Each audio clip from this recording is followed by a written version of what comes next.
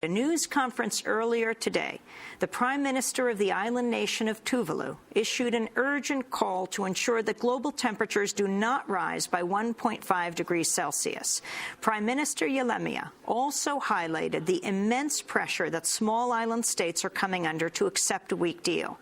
He said, quote, "Under the last few days, we have seen considerable pressure to accept a deal based around 2 degrees limit.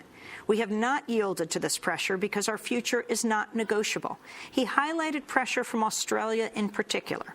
For more, I'm joined now by the negotiator for Tuvalu, Tukai Kitala. We welcome you to Democracy Now! You've just come out of that news conference. Can you talk about, first, what does global warming mean for your country, and locate it for our listeners and viewers in the United States and around the world who may not have even heard of Tuvalu? Global warming in Tuvalu, it's really an issue when we look at things that are happening right now in Tuvalu in regards to sea level rise and also really high tides.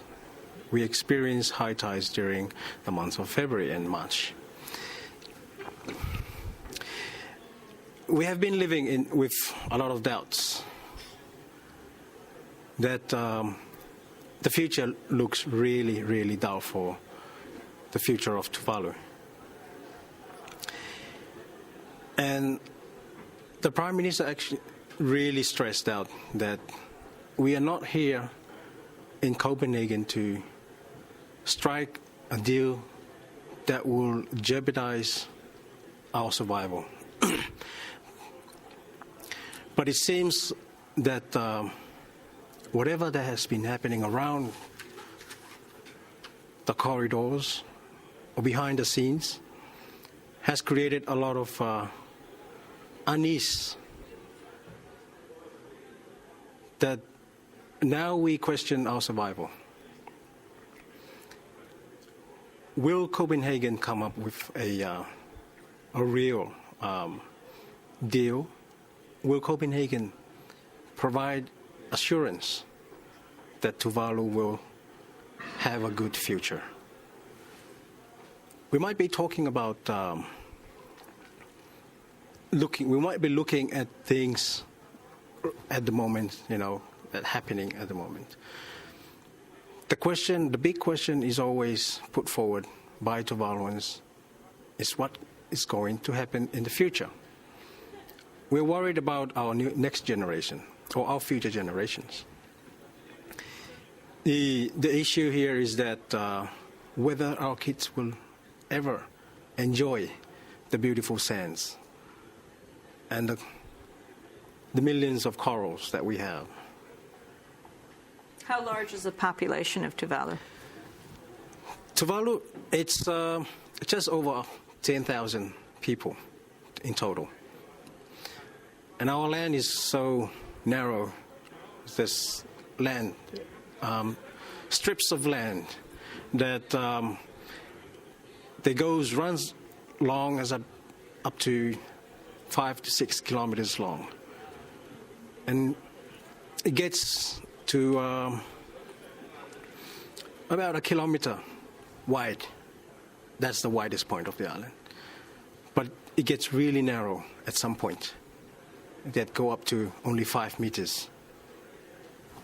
That's how narrow Tuvalu looks like.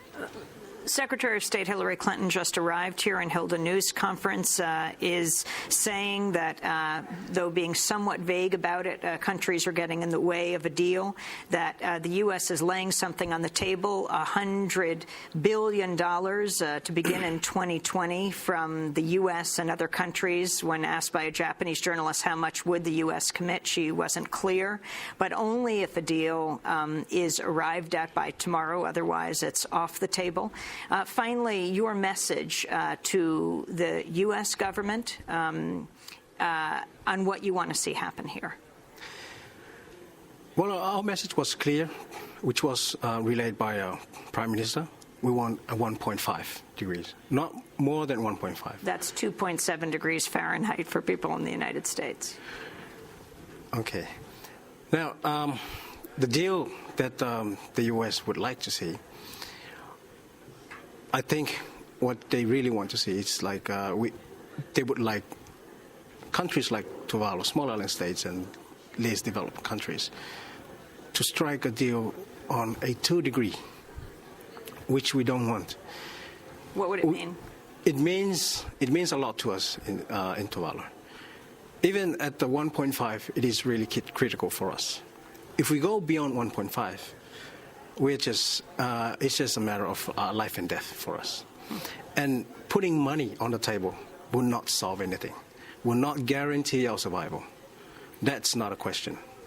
Tauki Katala, I want to thank you very much for being with us. Tuvalu delegate, climate delegate here in Copenhagen.